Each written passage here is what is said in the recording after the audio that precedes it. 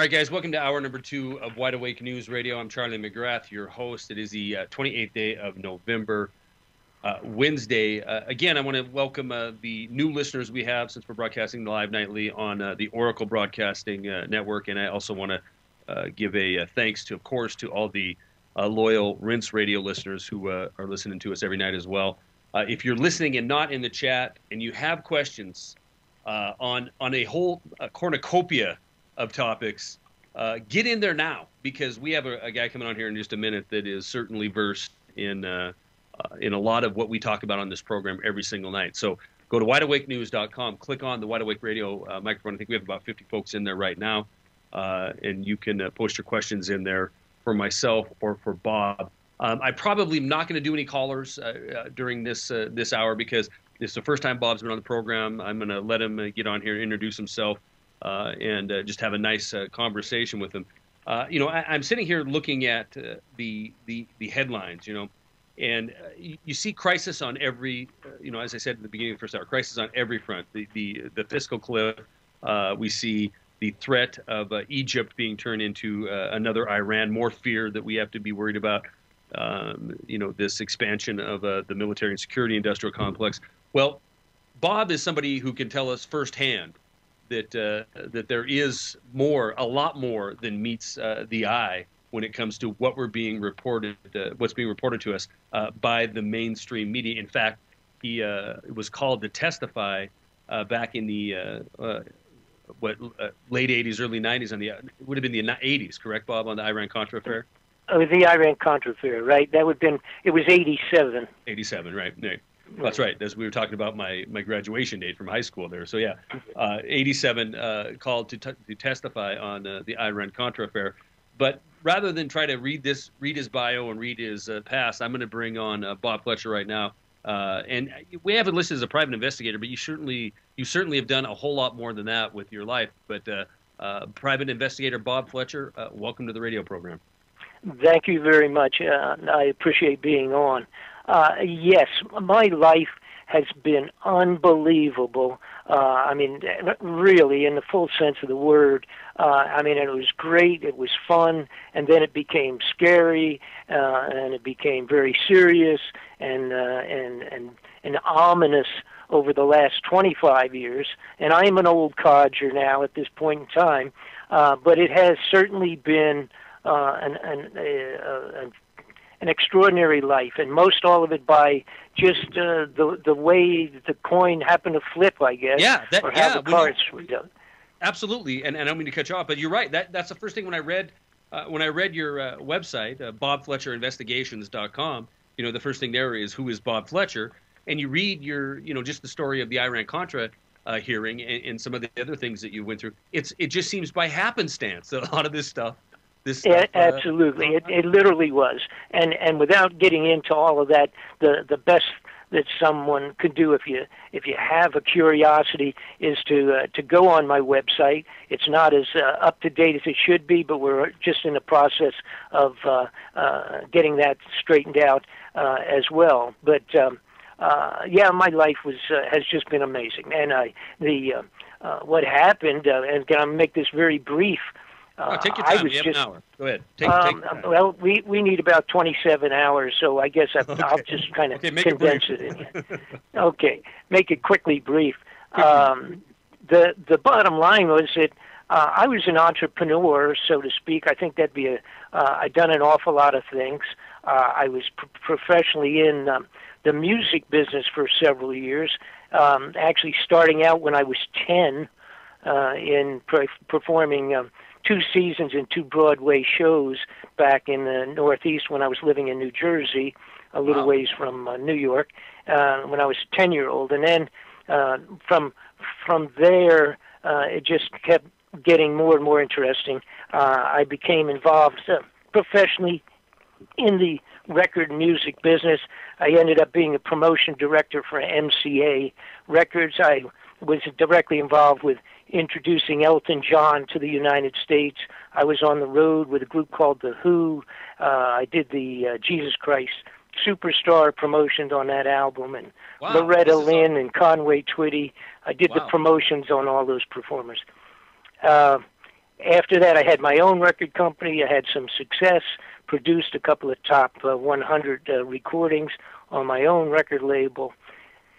Then and did many other amazing things in the middle of all that. But 1985, I had a new toy company manufacturing a toy I had created. It was extremely successful. Never could make enough of them. Had orders for the product before I even had made it. Never made enough to fill orders, etc. And I merged with a guy that ended up being a covert supplier of weapons for the United States intelligence community. He took care of filling the needs for covert weapons in all the small wars that the United States of America likes to maintain on a regular basis. Obviously, I didn't know that. He had other companies going at the same time, and I had merged with him, and his intent was to utilize myself and the company that I owned, the toy company, as a operational front for moving weapons in and out and around the different locations he was dealing with. Now, his partners were the two military generals that ran Air America during the Vietnam War. Wow. So if you ever saw the movie Air America, where there was the drug smuggling operations going on during the Vietnam War and all of that, it was a big, very popular movie that was made, right? And Mel Gibson starred in it. The two generals, General Heine Adderholt and General John Singlov, were in and out of my toy factory on a regular basis, and they were doing the Iran-Contra weapon supplies with Oliver North, that some people will remember. If you're old enough, you'll remember it. So one thing led to another. I won't get into all the details. Wait a minute, I got to ask you. I got to ask you. Sure. When you had Adderholt and Singlov going through these generals going through your toy factory, and you right. at this time you didn't. I mean, you didn't realize that your partner that you merged with? Did you at this point realize that there was something going on? Well, yeah, and of course there was many other things like coded telexes and fax messages that were they were obviously coded. They were coming from countries that we were not dealing with necessarily, with toys or watches. He had a watch company there at the same time, but that also was strictly a reason to go over to certain countries. And of course they had their financials going through Geneva, Switzerland, and Geneva is a good place to talk watches. So anyhow, the bottom line was I got sucked into this. It was a good deal on the outside for me, but I ended up never being paid properly. But progressively what happened, of course, after being there, it's a done deal. You sign contracts. We merged. I was under his roof at that time, and slowly, things started looking fishy, I guess is the best way to say it. And bills were not being paid properly. And although there was an awful lot of money, the money was unbelievable. This guy had a stack of credit cards that were about, I'm going to say 4.5 inches of credit cards. He had 2 passports, which is kind of unusual. That is kind of weird. Yes, technically it's totally illegal, and of course they say you can't have 2, but you do have 2 if you're with the CIA or the National Security Agency. You have as many as you want. So one thing led to another, and eventually I had the visit. Bob, hold on one sec. We got to take this break. Okay. Fascinating stuff, man. And I promise I'm going to shut up the whole next segment and let you continue this story, because completely, we're really lucky to have a resource like you to come on here and share this information with us. We're going to be back with Bob Fletcher, more Wide Awake News Radio in just a few minutes, guys. Hang tight. We'll be right back. Yes, it is. Yes, it is. Welcome back to Wide Awake News Radio. A fascinating Bob Fletcher is our guest for this second hour, and it turns out Bob and I both spent time living in Butte, Montana. I'm not going to give where you're living now, Bob, because I don't know if you want me to or not. I live in Bozeman, Montana, but we both spent time living in Butte, Montana, and I find that fascinating. So anyway, let's continue this conversation. You this incredible life, and Bob, I know we're covering past stuff here, and if we in this hour, if we get into more current events, great. If not, I think this is this dialogue of getting to know you and you getting our audience getting to know you is fantastic, and we'll get you on again to cover other topics. But let's continue this. You grow up. You're in the music industry. It sounds like you could have made a very nice living just continuing down that road. You get into the toy business. Suddenly, you get a partner who's it turns out is not just interested in turning a profit. He's got generals walking through your facility, and it's all tied into this Iran-Contra mess. But let's continue. That's kind of where you left off. Well, one of the most interesting bits and pieces to this was, do you know Lieutenant Colonel Bo Greitz? Yes, I do. Are you familiar with Bo? Okay.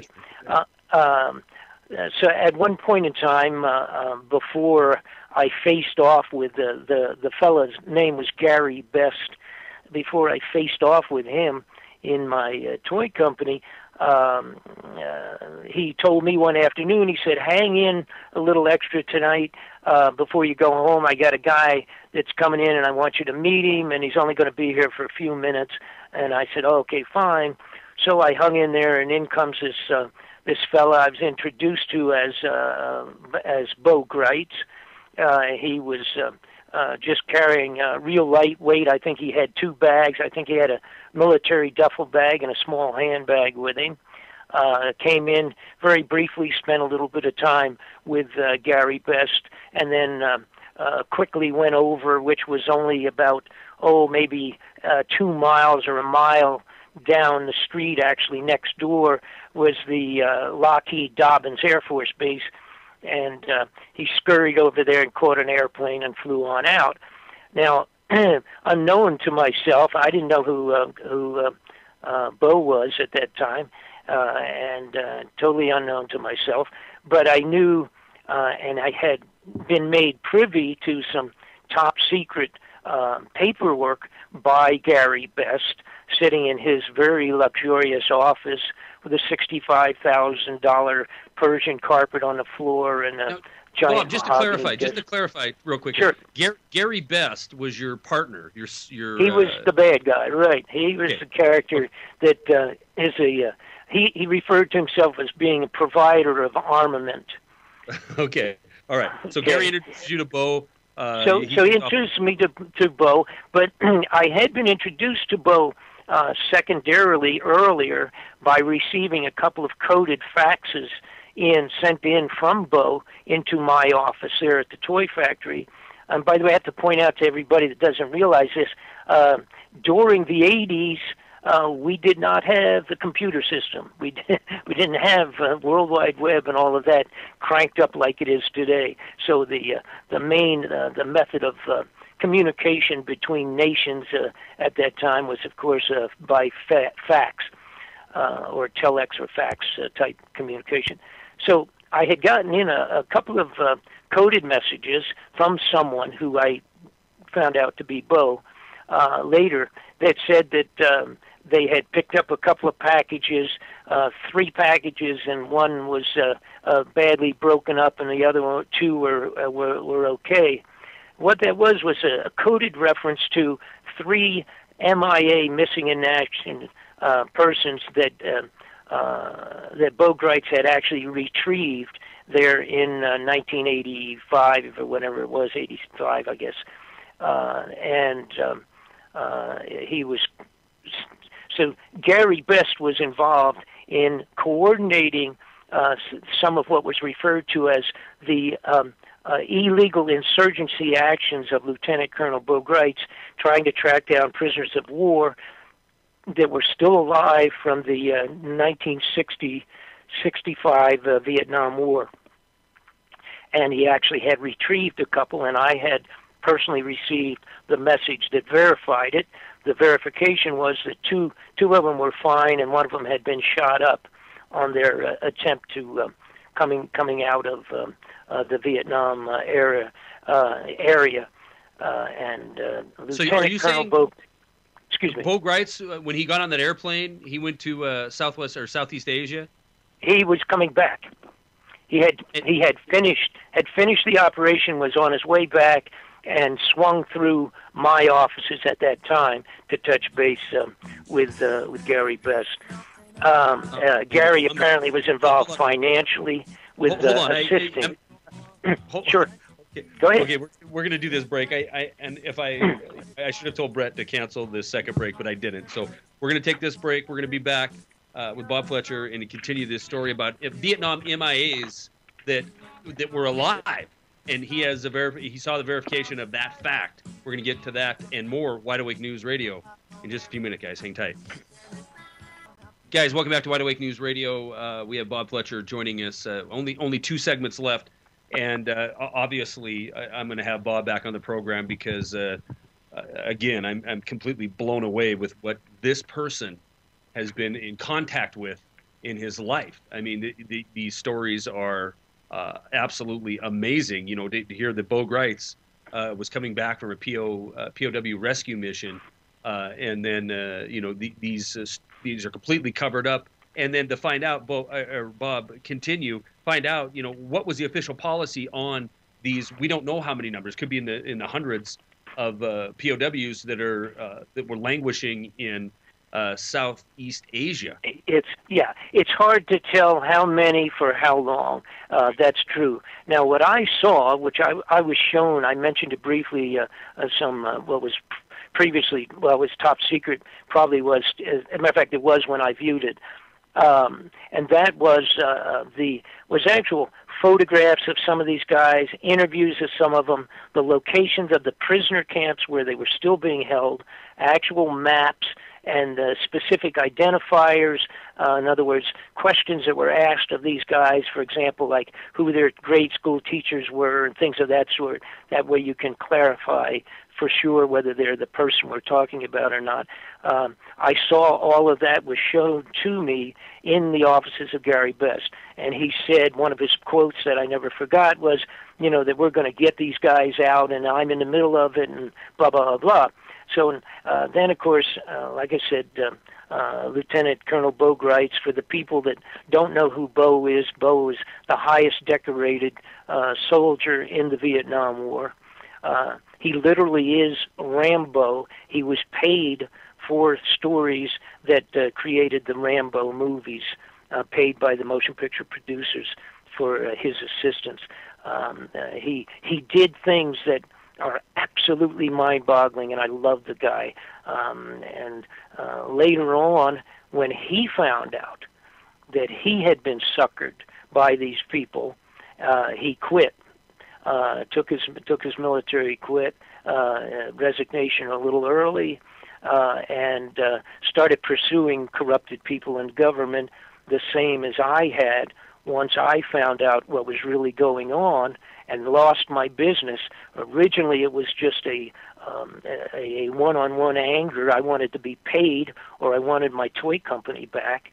I never got either one, and my toy company and the people in and out of my toy company were classified as secret by the president, executive orders, and so I was never able to carry out any legal actions.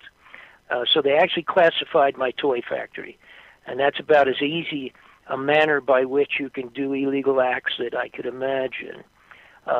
With the stroke of a pen, an executive order, you were out of business. No. I was already out of business. I had gone back. I was filing legal action and trying to pursue legal action against Gary Best, and they basically just classified my toy factory. So that was the end of that. In terms of doing anything, I mean, you just can't do anything. You can't. And that's also what goes on in congressional and Senate inquiries on a regular basis. They stamp things top secret, and basically what they do is these guys like Gary Best and he went on to carry out all kinds of scurrilous activities. I am positive that he was directly involved in the bombing of the Oklahoma Federal Building. I'm absolutely positive in my mind. I'm sure of it. And that's a wonderful story unto itself that I won't get into today because it takes too much time. Bo Greitz and I ended up out on the speaking circuit in the 1990s, and we did several speaking engagements together. And as a matter of fact, Bo was carried out my wedding. He married my wife and I in like 12 years or something like that ago, 12, 15 years ago.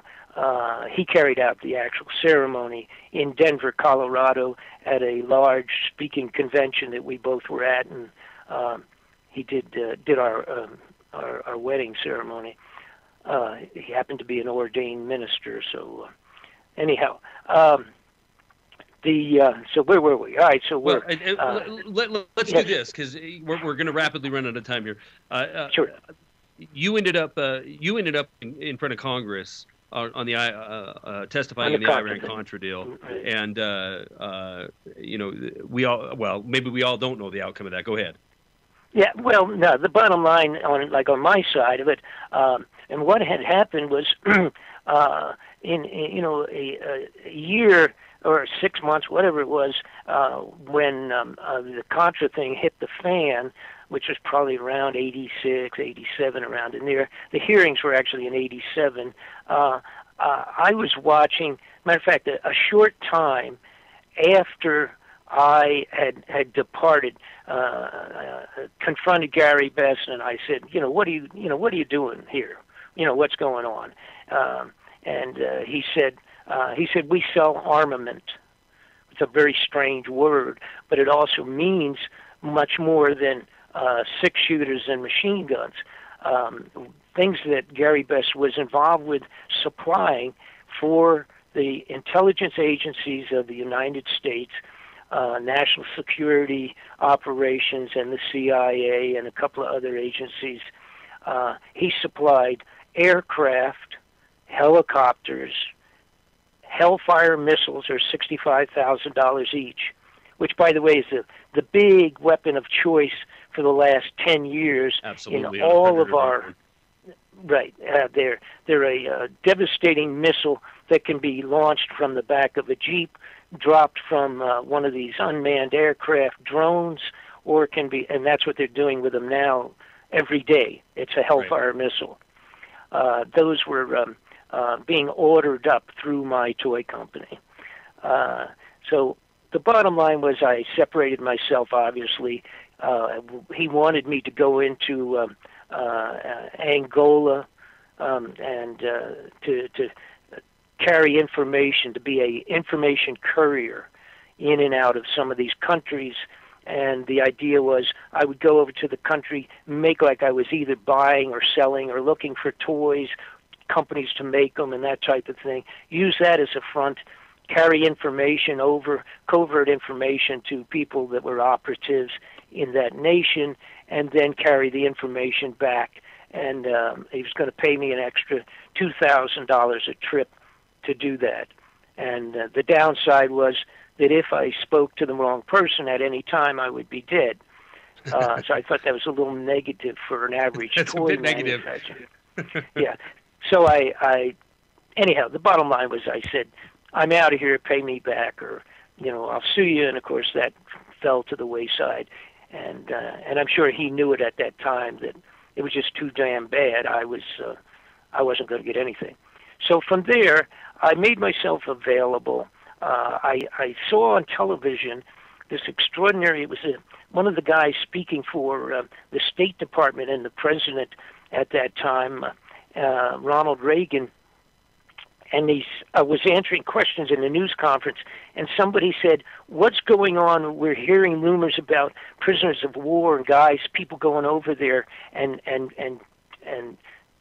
bringing these guys back or causing trouble with, the implication was that the government was doing legitimate negotiations with people, and that these insurgencies were going in, the guys were going in and were causing trouble by dragging some of these people out of the jungle.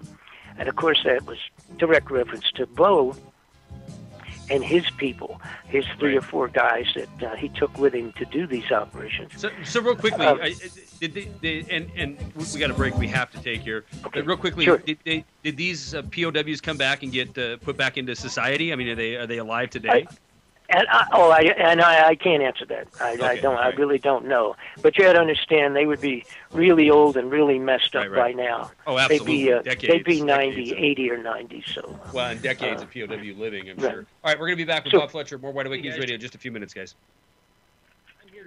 Guys, welcome back to Wide Awake News Radio. Charlie McGrath, your host. Final segment for tonight's program, and I'm going to jump right into the question of Rex 84, because if I don't, we won't get to it. The other question was on the murder of Sonny Bono. I don't know if we'll have time to get both of them in there, but we're going to start with Rex 84. Obviously, Oliver North, a key figure in this. What can you tell us about it? Well, I'll tell you what it was and what it is, okay, because it still exists very, very big time at this point in time in our lives, and people don't realize it. Rex 84 was presented on the floor of the Congress during the Iran-Contra inquiry by Congressman Brooks from Texas. And Congressman Brooks from Texas also was a guy that brought my name and my toy company on the floor during the inquiry as well.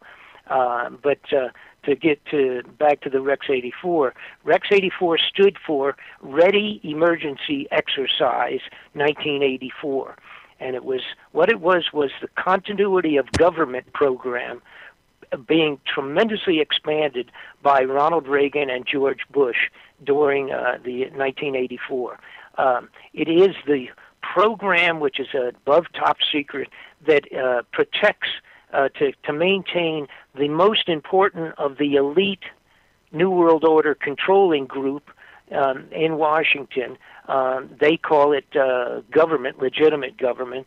It actually is a program under which, in a serious emergency of any sort whatsoever, the president has the right to declare a national emergency, take and pick up all of those important people and hide them off someplace, wherever that might be, and to maintain and continue government.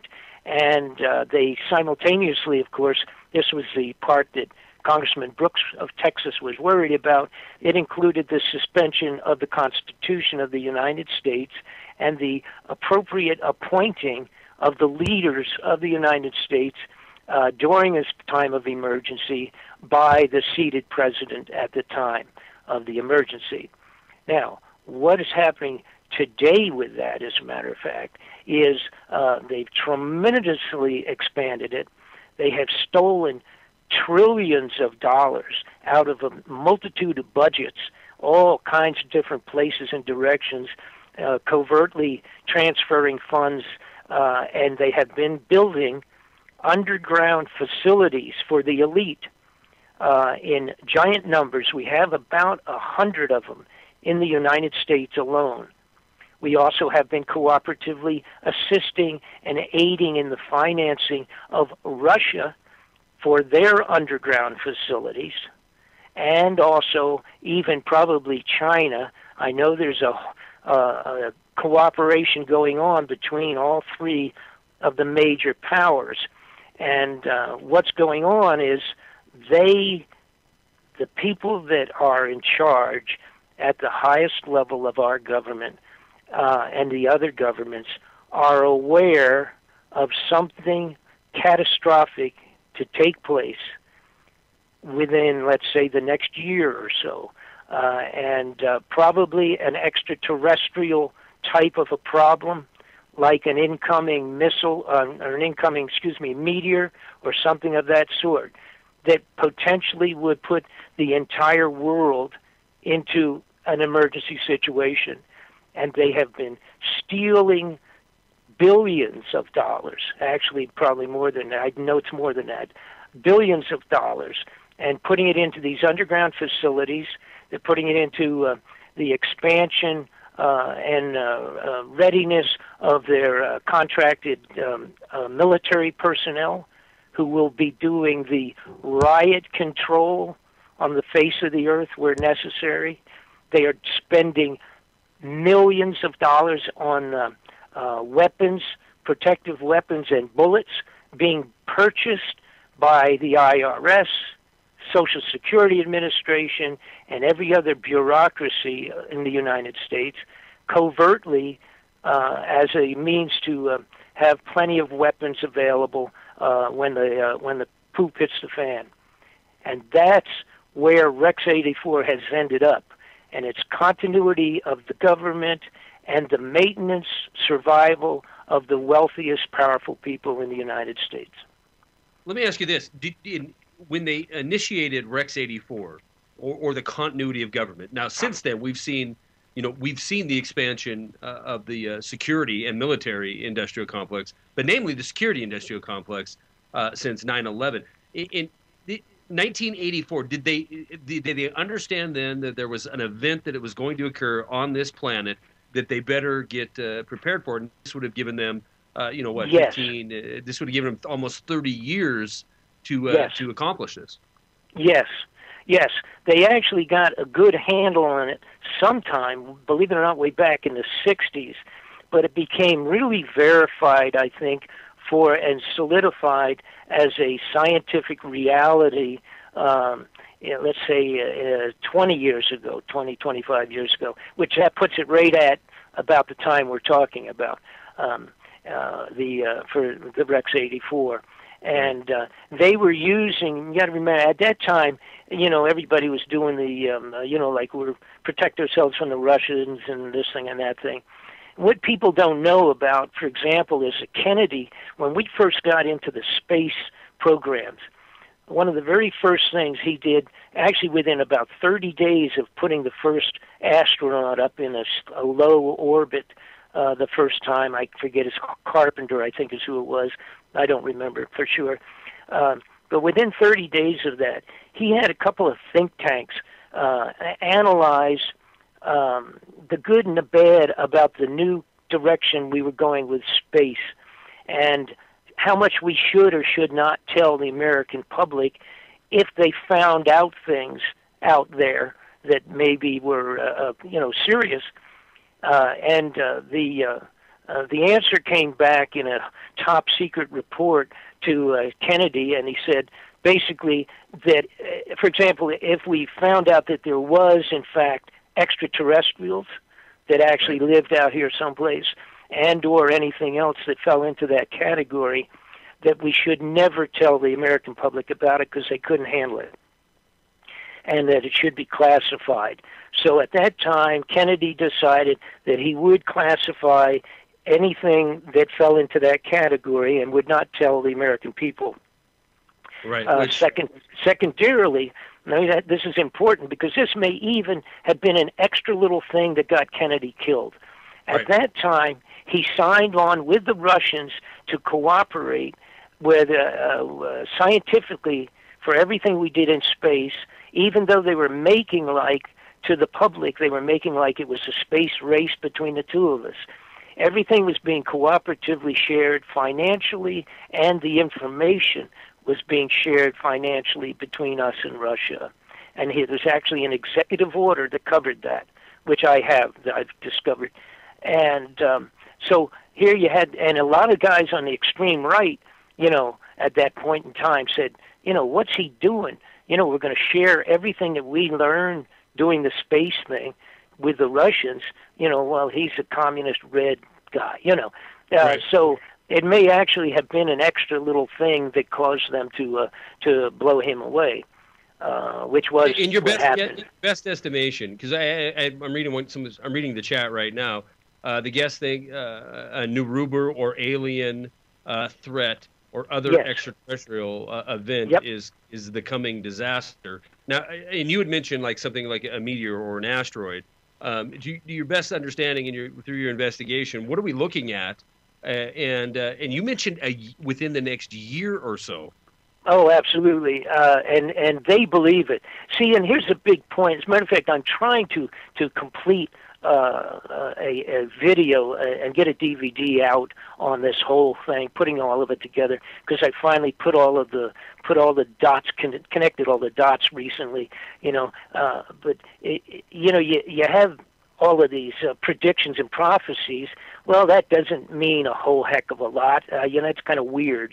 It's hard to understand prophets, especially the ones that have been accurate.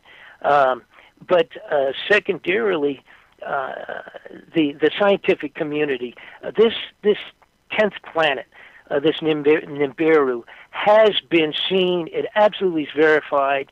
The guy that verified it, approximately at the period of time that we were talking about in the 80s, the mid 80s, there was actually the guy that ran the astronomy division for the United States Navy, and he found it.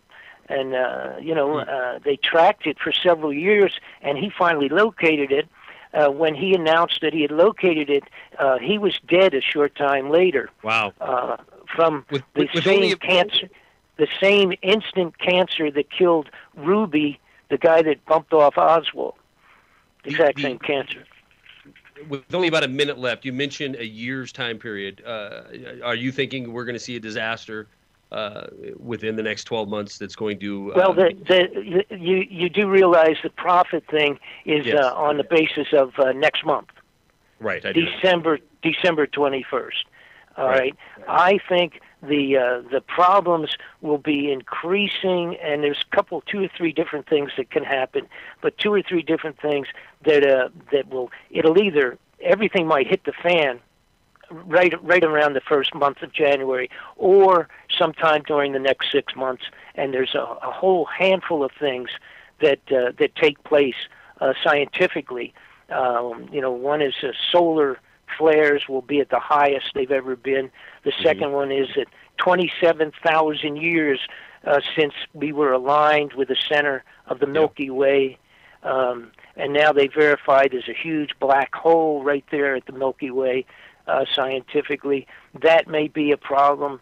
And the worst of it is, if this 10th planet is real, it's 5 times, they calculate, the size of Earth. And if it comes swinging through our backyard, it will be the end of everything on the face of the earth. Wow. Terrifying but perfect timing. Bob Fletcher, BobFletcherInvestigations.com. I'm putting a link into the chat room here right now. Check out his work. Absolutely fascinating individual. Bob, can we get you back on maybe next month? Anytime. Give me a call if I'm still here. All right, man. Well, listen to me. I appreciate you sharing this information, and I'm fascinated by the life you have led. And like I said, we're really fortunate to have you as a resource on the program. And thank you very much for being on. Thanks a lot. All right, guys. Enjoy Jeff Rense, because he is coming up next. I will see you guys tomorrow night. Have a good night. Peace.